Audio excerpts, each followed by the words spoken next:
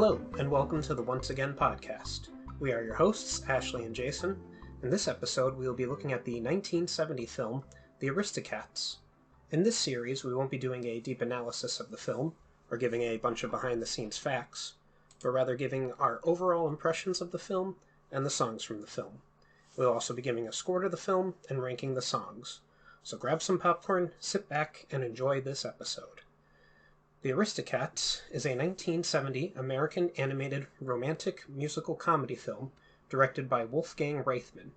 The 20th Disney animated feature film, the film is based on a story by Tom McGowan and Tom Rowe, and revolves around a family of aristocratic cats and how an alley cat acquaintance helps them after a butler has kidnapped them to gain his mistress's fortune, which was intended to go to them.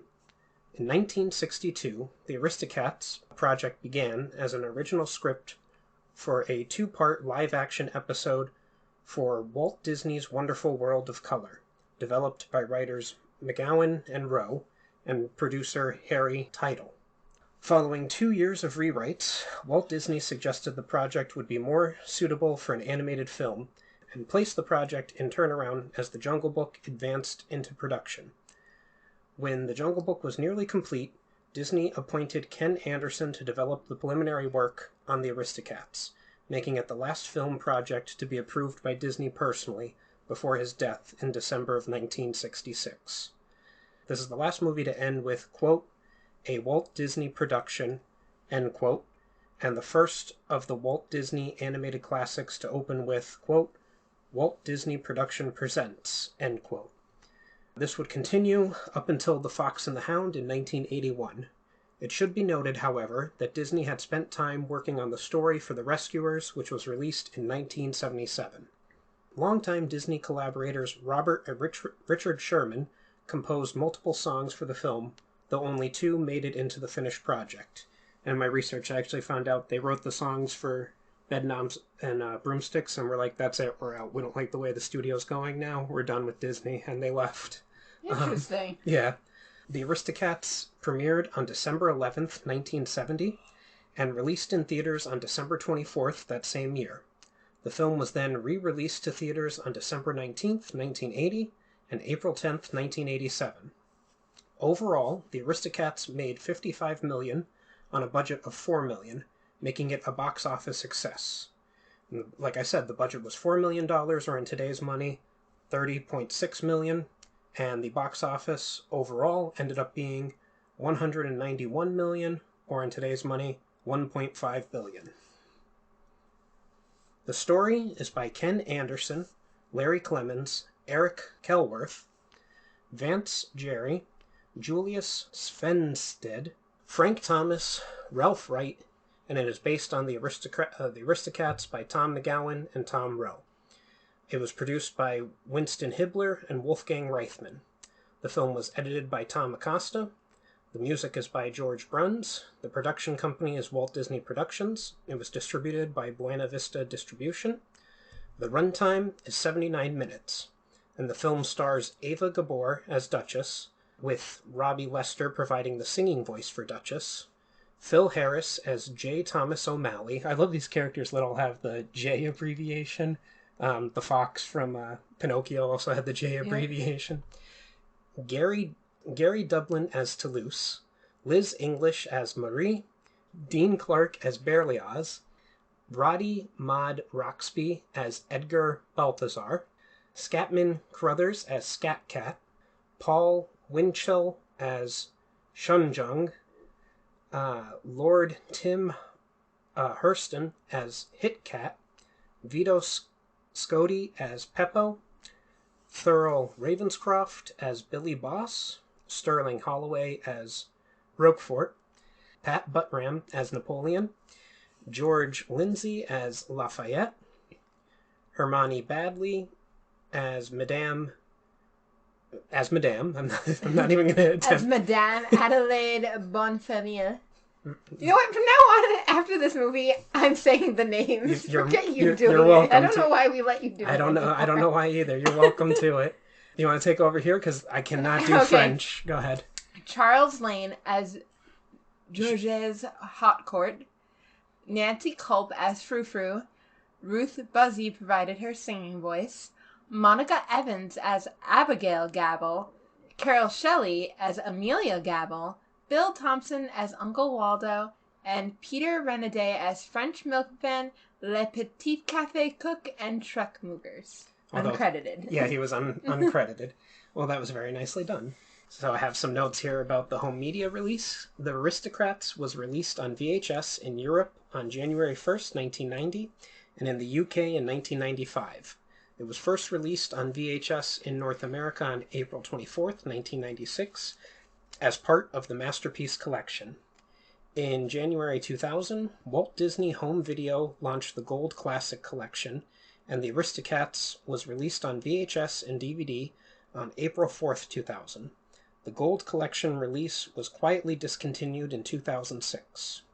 A new single-disc special edition DVD, previously announced as a 2-disc set, was released on February 5th, 2008. Disney released the film on Blu-ray for the first time on August 21st, 2012. The 2-disc special edition Blu-ray DVD combo featured a new digital transfer and new bonus material. A single-disc DVD edition was also released on the same day. In 2005, Disney Toon Studios originally planned to make a follow-up to the film, along with sequels to Chicken Little 2005 and Meet the Robinsons 2007. Initially intended to be a 2D animated feature, Disney executives decided to produce the film in computer animation in order to garner more interest. Additionally, the story was meant to center around Marie, Duchess's daughter, who becomes smitten by another kitten aboard a luxury cruise ship. However, she and her family must soon take on a jewel thief on the open seas. The project was canceled when John Lasseter was named Disney's new chief creative officer, in which he called off all future sequels Disney Toon had planned, and instead make original productions or spin-offs. You know what? I kind of get that, though. Yeah. None of the Disney Toon stuff has ever really done well. No, I mean, the Aladdin cartoon show was popular, and the Hercules one was kind of popular, too, but I can understand where that's coming from. There was also a canceled TV series. In 2000, a TV series titled The Aristocats, the animated series, was commissioned by Disney Television Animation.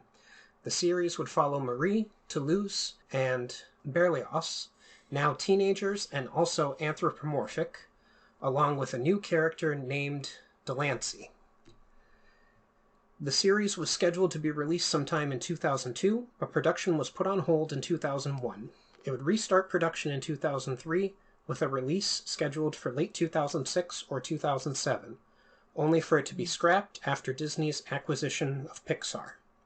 And in January of 2022, it was announced that a live-action remake is in development, with Will Gluck producing under his Olive Bridge Entertainment banner and Keith Bernan penning the script with Gluck. So let's dive into the movie.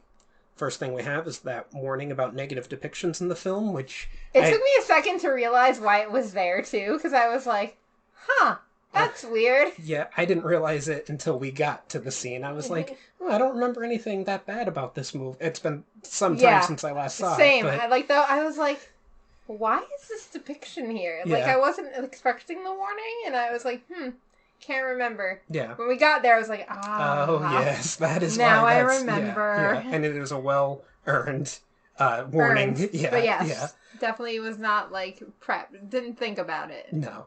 And we have the opening title sequence, which has outlines of the characters from the film with the song The Aristocats, sung by Maurice.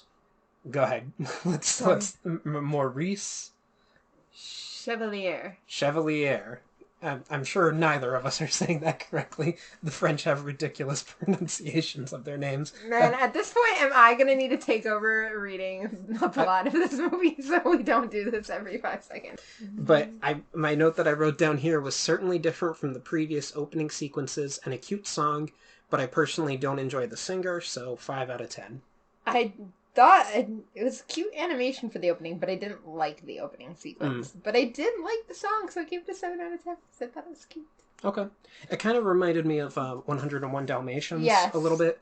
But I have some criticisms of the film that we'll get to later. And the reminding me of 101 Dalmatians so much might be one of them. But the year is 1910.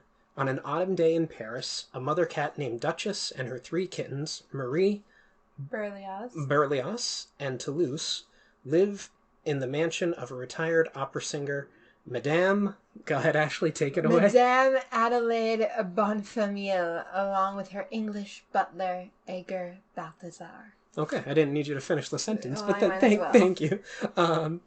She early on settles her will with her lawyer, Georges Hothcourt, an aged, eccentric old friend of hers, stating that she wishes the faithful Edgar to look after her beloved cats until they die.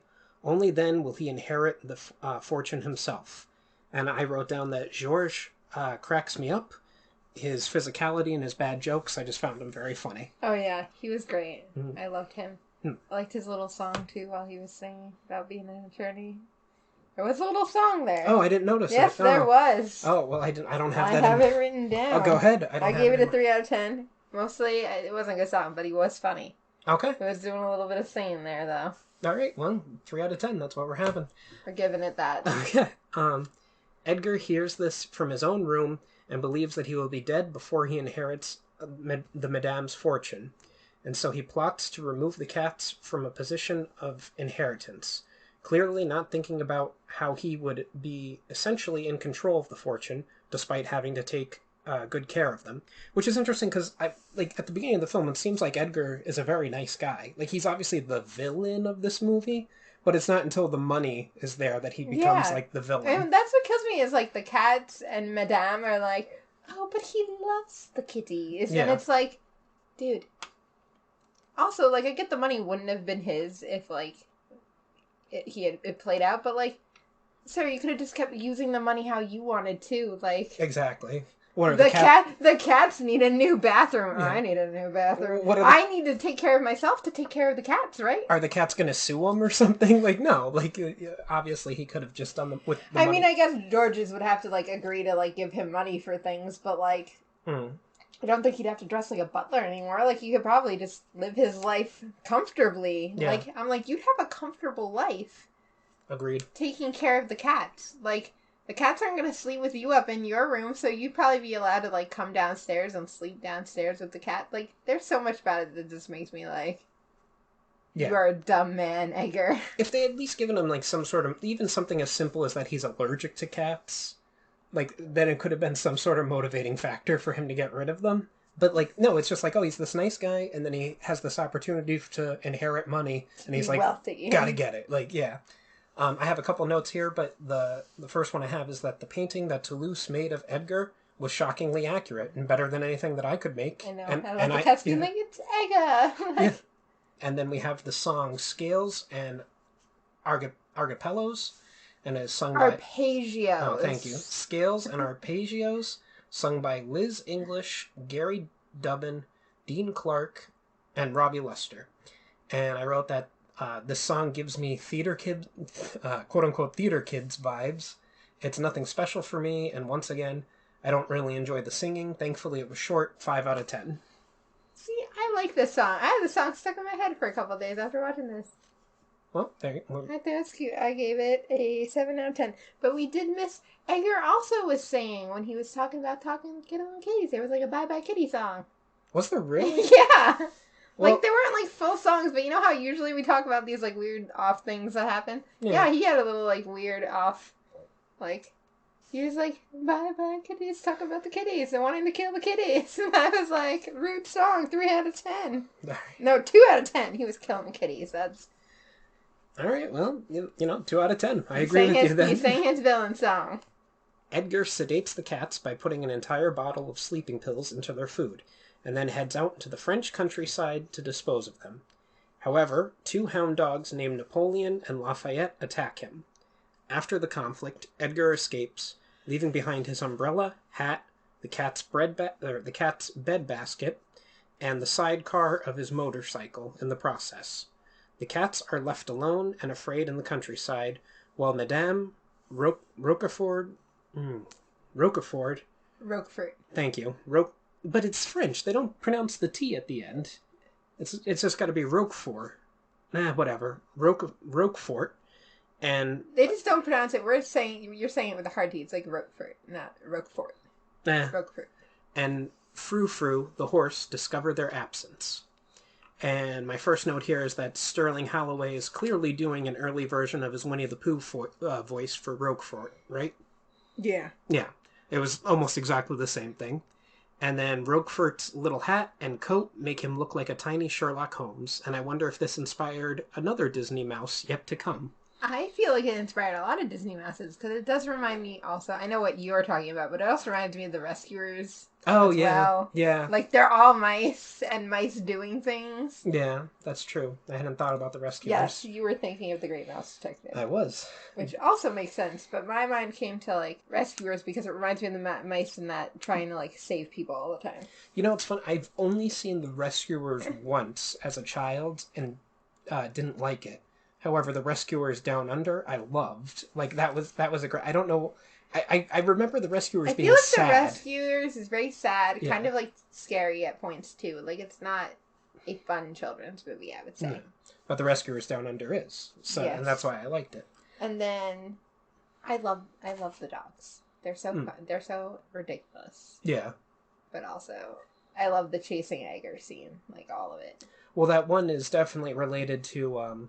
I can't think of his name now. The one dog from Lady and the Tramp, who was the hound dog as well. I think it was the same voice actor, if I'm not mistaken. Like, especially, I think, as we're talking, this movie takes a lot from older movies, but also is kind of inspiring movies yet to come. Right. Disney does tend to rely on dogs and cats and mice and even animals for a lot of movies. And the designs. We talked about in Fantasia how similar the Zeus in Fantasia looks to the Zeus that comes out in Hercules, like, almost 60 years later. And that has to be just, like, animators going back to the archives and being like, oh, look, we have this Zeus. Mm-hmm. Let's just freak him. Yeah. And make him more now. Agreed.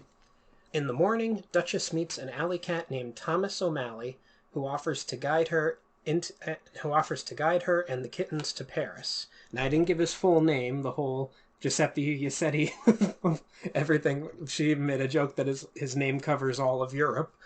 But we have here the song Thomas O'Malley Cat, and it's sung by Phil Harris. And my first note was, am I the only one who feels like Baloo the bear just showed up? 7 out of 10. Oh my god. And then also, O'Malley was singing the song well before he saw Duchess. So does he just walk around singing about himself all the time? Maybe he does. Oh. But so does Baloo, right? Yeah. They walk around singing about their lives. It's just, not that they weren't believable characters, and not that Phil Harris didn't do a good job with both characters, but he didn't change his voice up in the slightest. Oh, not at all. Like, just the same. And they all have a very similar, like, nonchalant personalities, too. Yeah. So, like, Thomas O'Malley's a little bit more flirty, but he's also still very... Like, I'm a laid-back, cool cat. That's what I am. We also didn't see Baloo with any female bears around. Maybe Baloo... I don't know what Baloo does with his free time. Exactly. Or whatever type of bear Baloo likes. I don't know, Whatever he's flirting with. Yeah. I don't know what he's doing. Exactly. The cats often struggle returning to the city, briefly hitchhiking on the back of a milk cart before being unfortunately chased off by the driver. Marie subsequently falls into a river after a train roars down the tracks and is saved by O'Malley. And I wrote down that tears came to my eye from laughing when Duchess calls O'Malley amazing, and he replies, true. And then he pauses and says, true, again, with a smug look on his face. You know something I want to bring up here, though? So, the cats also casually talk about having, like, 9 lives, and Edgar's, like, whole thing about why he needs to get rid of the cats is because they have 9 lives and they'll live forever and ever. Like, in this universe, the cats actually have 9 lives? Like, that's my assumption? Yeah, I think so. They live in forever? Yeah. Is that what's going on? And that's why Edgar's like, they'll live forever and I'll die. Yeah. Because he's like, cats live an average of 12 years, and they have 9 lives, and that's... Oh, no, they'll outlive me, like... They'll outlive me, like... What? Yeah. But the group then meets a pair of British geese, Abigail and Amelia Gabble, who are traveling to Paris. The group heads off, leaving the countryside, marching like geese, until they reach Paris, and come across the girl's drunken Uncle Waldo. Which, they straight up say he's drunk in it. I think this is the first time in a Disney movie that we've had an openly right? Like, drunk they're just like, character. yeah, you're drunk, Uncle Waldo. Like Dumbo and, Timothy Mouse were Timothy very Mouse. obviously drunk. Yeah, but they didn't say, like, oh, Pinocchio... we're drunk. No, Pinocchio was very obvious about the drinking. Did they say drunk, though? I don't think know if they did. said that. I think they It were was talking beer. about drinking beer, though. I do think they probably Yeah, you're right. They were that. talking about beer. Because they were talking about, like, smoking and stuff, too. Like, doing all things that little boys shouldn't do. So, I don't... I don't know if there was... Well, I don't know if there was a drinking age in America when Pinocchio came out. Because I know up until the 70s, you had to be 18 to drink. I don't know. So there might not have been a... well, anyway, my point was... this was the first time that I remember them saying, you're drunk in this movie. Like, it was the first time in a Disney movie that I remember them saying a character is drunk. But I also wrote down a note here saying, Abigail and Amelia's criticism of O'Malley after learning that he isn't Duchess's husband. This also made me laugh. And that some of the humor in this film is intended for adults and still holds up today. Like, they were just... Yeah. They thought how wonderful he was until they found out he wasn't actually her husband. And from their perspective, this female cat, male cat, and these little kittens, I'm sure they were like, oh, how could he do that to her? Which brings up a question of Duchess's background, because there is no husband cat in this movie. Where did those kids go? Where did the kids come from? Maybe Duchess isn't quite the lady that we think she is. I mean, even later, the kids are like, aw, we missed out on having a dad. Yeah. I'm sorry, what? No, agreed. Abigail and Amelia then depart to take Waldo home. Traveling across the rooftops of the city, the cats meet Scat Cat and his band, close friends to O'Malley, who perform the song Everybody Wants to Be a Cat, sung by Phil Harris, Scatman Crothers, Thurl Ravenscroft, Vito Scoto, Paul Winchell, Robbie Lester, and chorus. The first note I have here is that obviously this is the most well-known song from the film. I remember every time Disney released this movie, whether it was on VHS, DVD, or Blu-ray, that the chorus from the song was in every advertisement for it. You couldn't escape it. And it has a great jazz melody, and most of the lyrics are good. I gave it an 8 out of 10. I say most of the lyrics because the character of Shun Gun, I'm not even sure I'm saying that correctly, and his lines in the song were completely unnecessary. It's funny because, I didn't even, think about those lines. I recognized that those lines existed. Yeah. I didn't think about, the lines in context. Yeah. And now as an adult, I'm like, oh, right. If anyone's listening to this podcast and doesn't know what we're talking about, just imagine the Siamese cats from Lady and the Tramp. Yeah, it's just as bad, to be honest. Yeah. It's the same exact character design, I think, actually. Exactly. Yeah. And I agree. I would give this song an 8 out of 10. Mm-hmm. It's definitely the most well-known song. Oh, yeah, certainly. I have a note here about how Scat Cat was originally written for Louis Armstrong to voice him, and was originally going to be called Scratchmo Cat. Louis Armstrong's nickname was Scratchmo. Unfortunately for Armstrong, he became ill and was unable to voice the character, leading to the decision to replace him with Scatman Crothers and rename the character Scat Cat. Love that. Yeah, found a little trivia interesting. And then I have a small nitpick about this scene. As the band is marching off, the piano keys are strung between two of the cats, and they're continuing to play them. That's not how pianos work. I know that might be ridiculous to critique this movie that has talking animals and they do many things that humans can do, but when I saw it, I literally said out loud, hey, that's not how pianos work. The keys actually have nothing to do. It's the strings in the back of the piano and everything that make the sound. But what are you going to do? After the band has departed and the kittens lie in bed, O'Malley and Duchess spend the evening on a nearby rooftop and talk, while the kittens listen at the windowsill. The subject of their conversation is the question of whether Duchess can stay and be with Thomas. Reluctantly, Duchess sadly turns him down, largely out of loyalty to Madame, pointing out that Madame really does love her and her kittens. And then it cuts to Madame and shows that she's truly very unhappy without her cats and feeling very much alone. I love Madame so much. What annoys me here is that at no point is Duchess like, but Thomas, you can come with us. Yeah. Be one of Madame's cats. The offer's not even out there. Yeah. Like, he's just like, baby, I'll miss you. Pretty much like, Duchess, try and keep your man. Yeah. I don't know if you've seen this beautiful Disney film called Lady and the Tramp, but right? that could be us. Because I am a lady and you are a tramp. You are a tramp. Even though this takes place in 1910 before that movie came out, but you know what we're saying. The listening kittens are disappointed, although they too wish to go home, but are very sad that they have to say goodbye to Thomas. Even Berlioz goes so far as to say that they almost had a father.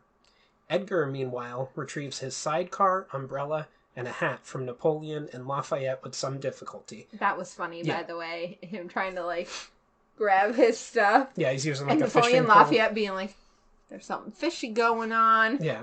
Well, I like how Napoleon can just, like, hear exactly... It's this kind of shoe. Yeah. Like, yeah, size 9.5. Oh, what color? It's black. What color? Like, it was a great line. And the cats make it back to the mansion, after which O'Malley departs sadly, after he and Duchess have a heartfelt farewell moment. I hate how sad he is to leave them.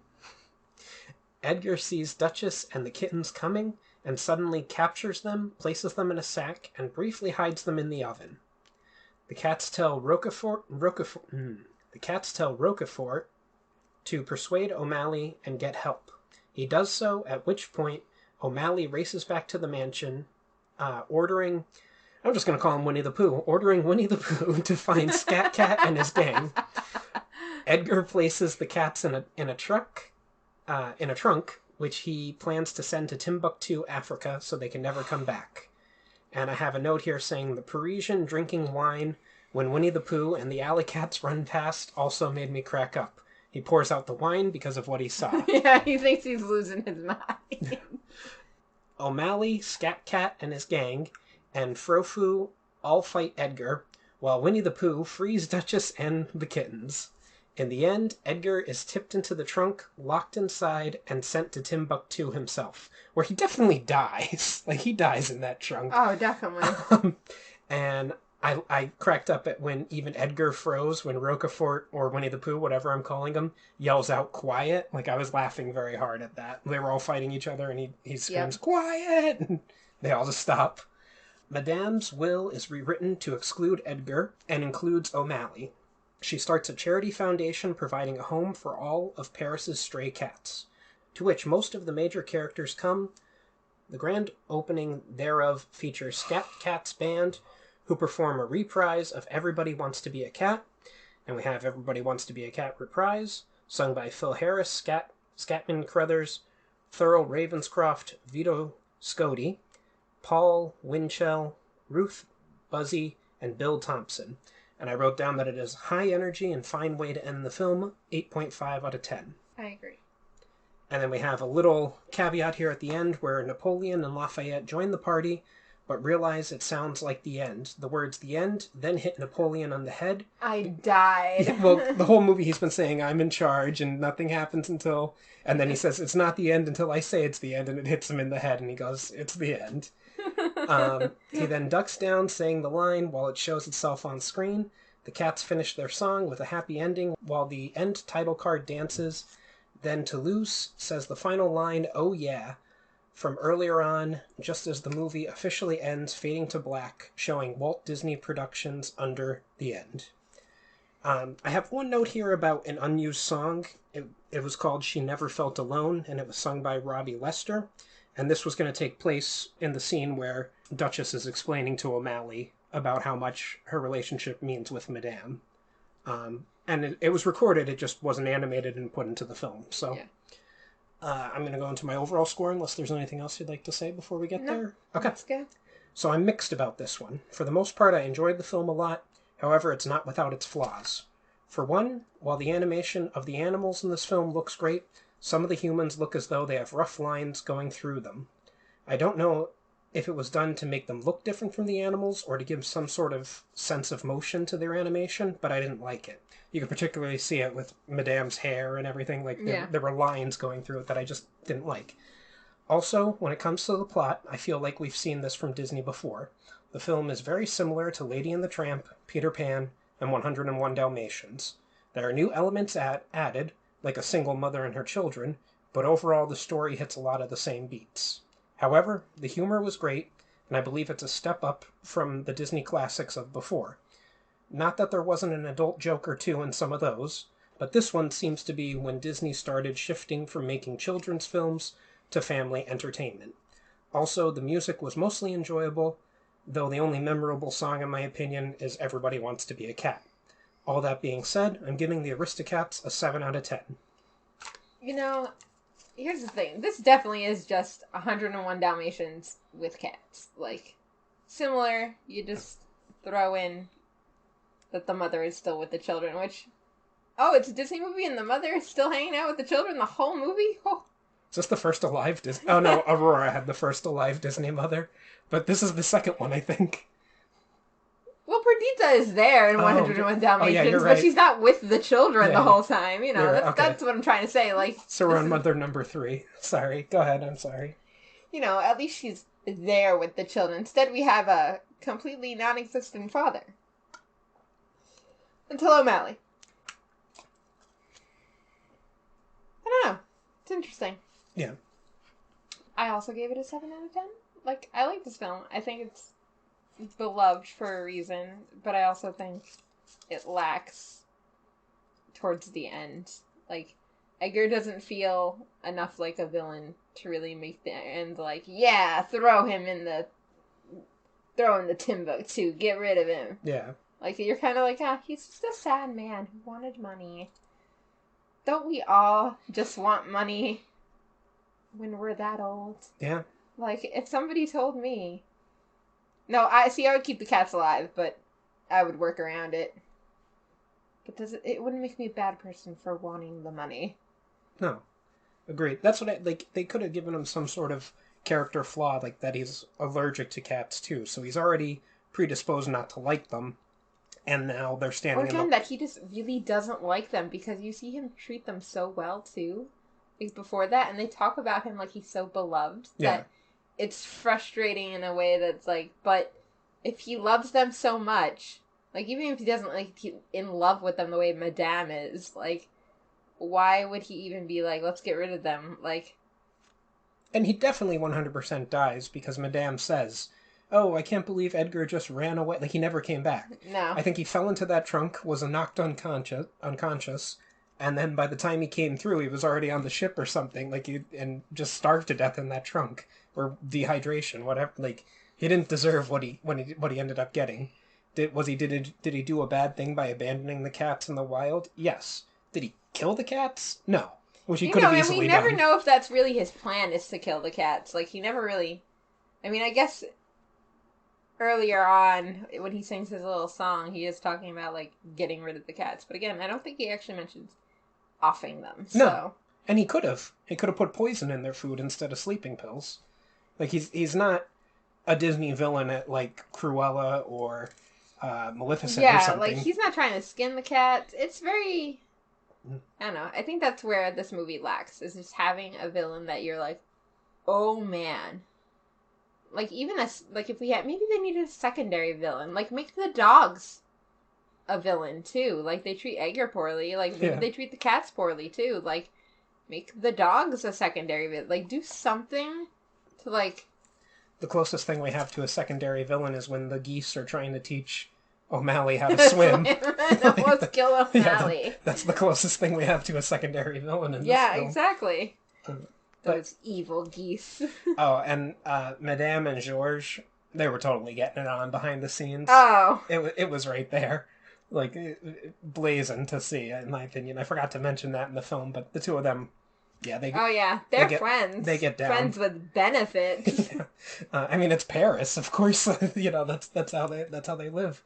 But anything else you'd like to say, or should I go into No, I think we're good. Okay. Well, this has been the Once Again Podcast. Any questions, comments, or critiques can be addressed to our email at onceagainpod@gmail.com. Follow us on our social media accounts, Once Again Pod, all one word, on Twitter, Instagram, and TikTok. If you'd like to contribute to the podcast, we have several tiers available on patreon.com/onceagainpod. As always, a like, follow, or share would be greatly appreciated. Thank you, and have a wonderful day. And remember, we will entertain you. We will always entertain you.